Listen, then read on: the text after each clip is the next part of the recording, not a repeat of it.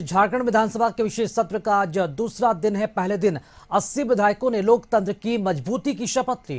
Pro tem speaker speaker Marandi ने सबसे पहले मुख्यमंत्री हेमंत सोरेन को विधायक पद की शपथ दिलाई और इसके बाद वरीयता के आधार पर मंत्रियों ने शपथ ली। बाद में विधानसभा क्रमांक के अनुसार सभी विधायकों ने शपथ ली। शपथ ग्रहण के दौरान सदन में झारखंड की भाषा संस्कृति की छाप भी नजर आई। 4 दिनों के सत्र में राज्यपाल का अभिभाषण होगा और फिर अनुपूरक बजट पेश होगा। अब नजरें टिकी हैं विधानसभा अध्यक्ष और नेता प्रतिपक्ष के नाम पर। स्पीकर के लिए एक बार फिर रविंद्रनाथ महतो का नाम आगे चल रहा है।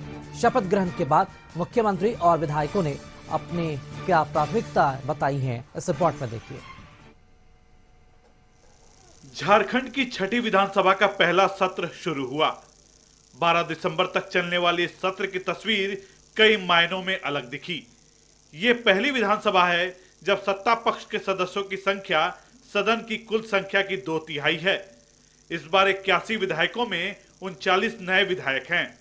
इनमें 20 ऐसे हैं जो पहली बार विधायक बने हैं, जबकि 19 ऐसे हैं जो पहले भी विधायक रह चुके हैं।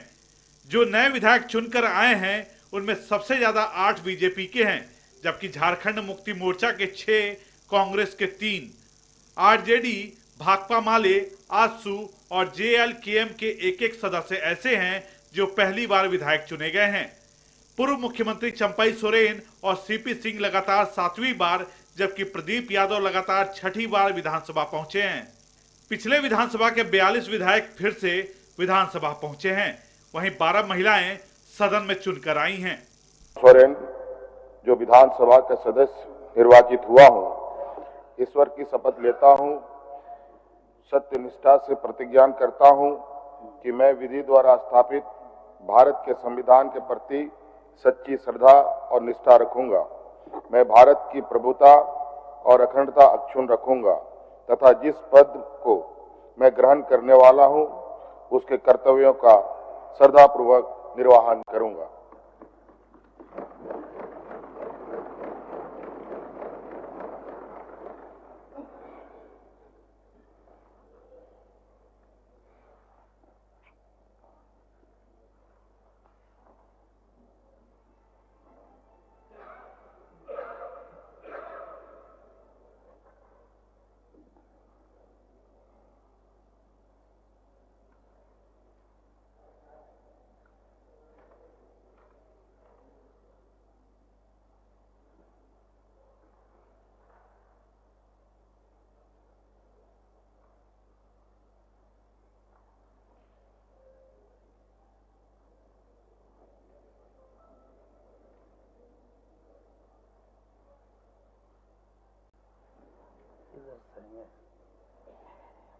नहीं हो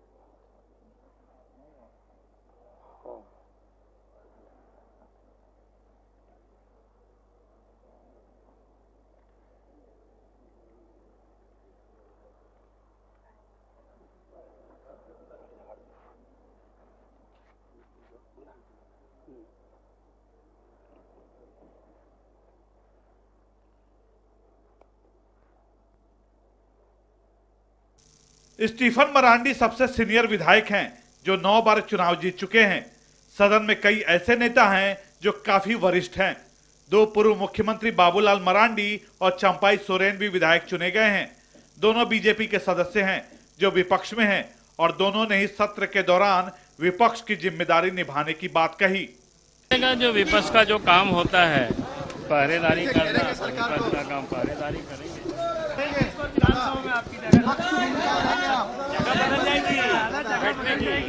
ये तो नया तो नहीं है, तो पहले ही हो चुका है। चलिए। वरिष्ठ नेताओं के साथ युवा भी विधानसभा के सदस्य चुने गए हैं। युवा चेहरों को मंत्रिमंडल में भी जगह मिली है। सबका यही कहना है कि जो जिम्मेदारी मिली है उसे बेहतर तरीके से निभाने की कोशिश की जाएगी। बड़ी जिम्मेवारी है, इसको मैं जब से मैंने शपथ लिया है तब से इस चीज को मैं महसूस कर रही हूँ इस राज्य के प्रति। और विभाग भी काफी स्कोपफुल विभाग मिला है, क्योंकि इस राज्य में 70% आबादी जो है वो खेतीबाड़ी पे निर्भर है। तो कैसे इस विभाग को और दुरुस्त करे और एग्रीकल्चर के माध्यम से कोऑपरेटिव इस राज्य को एक बेहतर दिशा में कैसे ले जाया जा सके, इसके बारे में लगातार चिंतित हूँ। की आवाज बनकर इसी विधानसभा में मैं गूंजूंगी और मेरे जो देवतुल्य जनता है मेरे क्षेत्र की, जमशेदपुर पूर्वी की, उन्हें मैं इंसाफ दिलाऊं, उनके हित के लिए आवाज उठाऊंगी। क्या ऐसा मुद्दे रहेंगे पूर्णिमा जी जिनके हित के लिए आप आवाज उठाएंगे? कौन कौन से पूर्वी के मुद्दे? सबसे पहले तो एक महत्वपूर्ण मुद्दा है जो 86 बस्ती के मालिकाना हक को लेकर। तो मेरे आदरणीय ससुर जी श्री रघुवर दास जी ने इस पर पहल की थी और मैं चाहूंगी कि सरकार भी इस पर जो है अपना आगे कानून बनाए और क्योंकि ये हमारे जनता के जनहित का मुद्दा है और हजारों परिवार इससे जुड़े हैं, तो मैं चाहूंगी कि यहाँ उस समस्या को लेकर मैं आवाज उठाऊं और उसका निवारण। इसी सत्र में विधानसभा अध्यक्ष का भी चुनाव होना है। सत्ता पक्ष ने एक बार फिर अध्यक्ष पद के लिए रविंद्रनाथ महतो का नाम आगे किया है और उनका स्पीकर बनना तय माना जा रहा है। वैसे चुनाव 10 नवंबर को है। मुख्यमंत्री हेमंत सोरेन ने कहा है कि प्रतिपक्ष के नेता के नाम पर बीजेपी को फैसला करना है। कर लिया है और आज की प्रक्रिया नहीं समाप्त हुई है। कल की प्रक्रिया हम लोग कल करेंगे पूरा। हाँ, उनका नाम हम लोगों ने प्रपोज किया है और उम्मीद है कि सर्वसम्मति से ये चुने जाएंगे। जो सहमति बनाने के हम लोगों ने प्रयास किया। आपके सामने विपक्ष में फिर नेता उनके नहीं चुन पाए, आप क्या स्थिति कर दिया? बताया जा रहा है इस मोड़ पे लाके छोड़ दिए कि वो विपक्ष का नेता भी नहीं ढूंढ पा रहे हैं। देखिए, इस विषय पर भारतीय जनता पार्टी उत्तर दे तो ज्यादा बेहतर होगा। फिर भी आप क्या महसूस करते हैं? बात इस बार संख्या बल में विपक्ष कमजोर है। पिछली विधानसभा में 25 सदस्यों की संख्या रखने वाली बीजेपी इस बार 21 पर सिमट गई है। आजसू के सदस्यों की संख्या 3 से घटकर 1 रह गई है। लोजपा और जेडीयू के एक विधायक हैं, यानी एनडीए में कुल 24 विधायक हैं। 11 दिसंबर को राज्यपाल का अभिभाषण होगा और इसके बाद सरकार की तरफ से द्वितीय अनुपूरक बजट पेश होगा। ब्यूरो रिपोर्ट, कशिश न्यूज। तो सत्र का आज दूसरा दिन है। इसी खबर पर अधिक जानकारी देने के लिए हमारे साथ संवाददाता राहुल जुड़े हुए हैं। राहुल, आज विशेष सत्र का दूसरा दिन है, क्या आज सदन में होने जा रहा है और बताएं कि आज अनुपूरक बजट पेश को लेकर और इसी के साथ साथ स्पीकर को लेकर कब तक चुनाव कर लिया जाएगा? देखिए, अगर आज की बात करें तो स्पेशल सेशन जो है 4 दिनों का है और चौथे दिनों में आज दूसरा दिन है। पहले दिन की अगर बात करें तो सभी विधायकों को शपथ दिलाया गया है और जो अध्यक्ष के नामांकन की प्रक्रिया है उसे पूरी की गई। हालांकि अध्यक्ष को लेकर जो विधानसभा अध्यक्ष पूर्व में थे रविंद्रनाथ महतो, इस बार भी वो नाला से विधानसभा चुनाव जीते हैं और इस बार सत्ता पक्ष और विपक्ष दोनों ने रविंद्रनाथ महतो के नाम पर सहमति जताई है।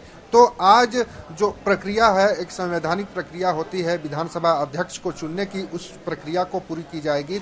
उसके बाद विधानसभा अध्यक्ष का संबोधन होगा, सभी विधायकों को संबोधित करेंगे। मुख्यमंत्री जो सदन के नेता होते हैं उनके ओर से संबोधन किया जाएगा। उसके साथ ही जो प्रमुख विपक्षी दल हैं उनके नेताओं की ओर से भी सदन में को संबोधित किया जाएगा। तो एक तरह से हम कह सकते हैं कि जो एक बड़ी जिम्मेवारी होती है विधानसभा अध्यक्ष के ऊपर की सभी दलों के विधायकों को एक साथ लेकर चलना, सदन सुचारू रूप से चले, सदन में किसी तरीके के व्यवधान न आए, उन सारी चीजों को लेकर बातें आज विधानसभा अध्यक्ष जब अपना पद ग्रहण करेंगे उसके बाद विधायकों से बात करेंगे।